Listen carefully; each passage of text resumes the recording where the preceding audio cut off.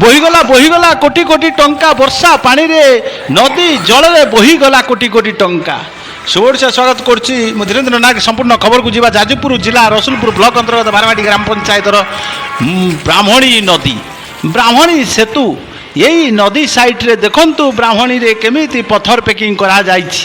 ଏଇ ପଥର ପ୍ୟାକିଂ ଯେ କୋଟି କୋଟି ଟଙ୍କା ଖର୍ଚ୍ଚ କରାଯାଇଛି। ଏଇ ପଥର ଖାଲି ପ୍ୟାକିଂ ନୁହଁ, ଏ ପଥର ଖାଲି ସୁନୁକୁ ଆସି ନାଗି ନାହିଁ କି ମାଗଣାରେ ନାଗି ନାହିଁ, ଯେ କୋଟି କୋଟି ଟଙ୍କା ଆସିକି ଏ ନଦୀ ସାଇଟ୍ରେ ବନ୍ୟା ଅଞ୍ଚଳ ପାଇଁ ଯେଉଁ ପ୍ରଭାବିତ ବନ୍ୟାରେ ହୁଅନ୍ତି ସେଥିପାଇଁ ଏ ବନ୍ଧୁକୁ ଅତଡ଼ା ନ ଖାଇବା ପାଇଁ ଏ ପଥର ପ୍ୟାକିଂ କରାଯାଇଛି।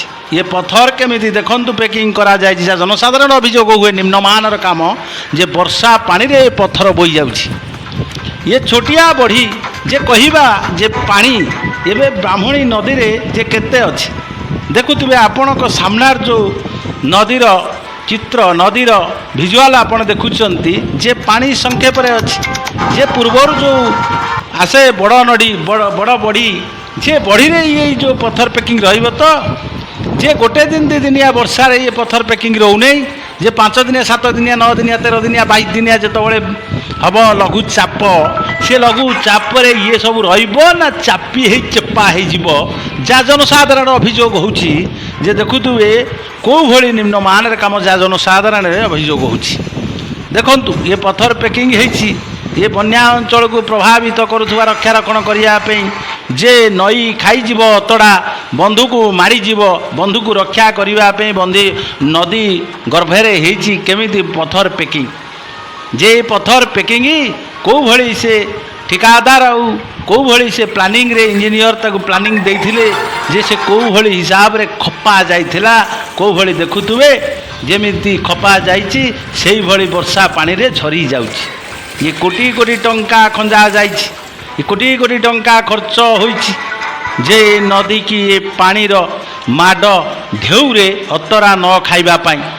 ଯେ ଅତଡ଼ା ନ ଖାଇବା ପାଇଁ ବନ୍ଧା ଯାଇଥିବା ଏବେ ସେ ନିଜେ ଅତଡ଼ାରେ ଗଳି ପଡ଼ିବା ଦେଖା ଦେଉଛି। ଯାହା ଆଜି ଭିଜୁଆଲରେ ଆପଣମାନେ ଦେଖୁଛନ୍ତି, ଯାହା ଜନସାଧାରଣ ଅଭିଯୋଗ ହେଉଛି।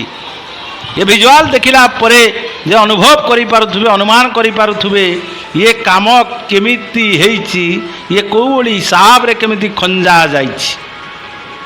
ଦେଖୁଥିବେ ଭଲ କରି ଦେଖନ୍ତୁ କେମିତି ଏ ମାଟିରେ କେମିତି ଏ ପଥରକୁ ଖାଲି ଥୁଆ ଯାଇଛି, ଖପା ଯାଇଛି କେମିତି ବର୍ଷା ପାଣିରେ।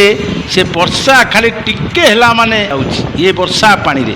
ଯେ ଆଗକୁ ଅଛି ଯେ 3 ଦିନିଆ 5 ଦିନିଆ 7 ଦିନିଆ ଲଘୁଚାପ ଅଛି ଆଗକୁ ନଈ ବଢ଼ି ବଡ଼ ବଢ଼ି ଅଛି। ଆଉ ନଈରେ ବହୁତ ପାଣି ଆସିବ, ଏ ତ ଅଳ୍ପ ପାଣି ଅଛି। ଏ ସବୁ ବୁଡ଼ିଯିବା ପାଇଁ ପାଣି ଆସେ, ଯେ ପୂର୍ବରୁ ଯେମିତି ବଢ଼ି ହୁଏ ତ ପାଣି ହେବ।